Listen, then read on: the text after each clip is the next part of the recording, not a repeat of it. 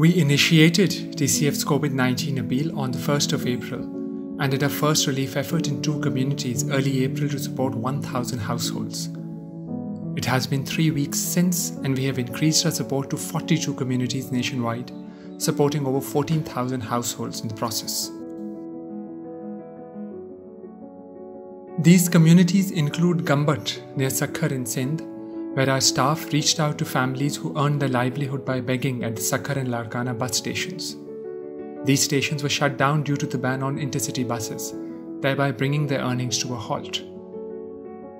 In Balochistan, our team went to Surbandar and Gwadar, where source of livelihoods for many families is working as labourers in loading and unloading vehicles linked to the local fishery business. Their livelihoods have been severely disrupted with limitations on operating hours for fisheries and decline in demand. In Khyber Pakhtunkhwa, our team reached out to families in the community of Turu Mayar, most of whom are rickshaw and chinchi drivers. With the closure of schools and offices, they have been unable to earn and pay for basic needs. In southern Punjab, our team worked in the Budh Lalpir area. A large number of people of Budh Lalpir are daily wagers working in hotels, local shops and as hawkers. With market closures during lockdown, their livelihoods have also been compromised.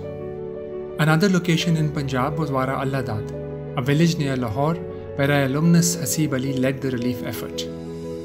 Following his schooling from TCF, Hasib is now studying at Lahore's famous FC College for his undergraduate degree in mass communication.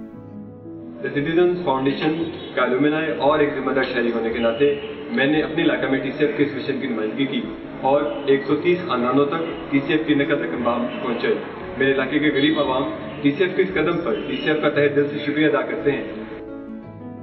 Our support to these communities has been in the form of cash transfer through mobile banking channels, which enables targeted relief to take place.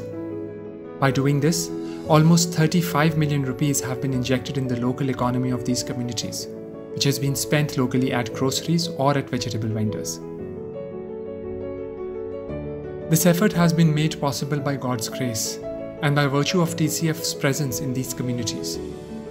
This has enabled our staff and alumni who are part of these communities to identify and help those in dire need.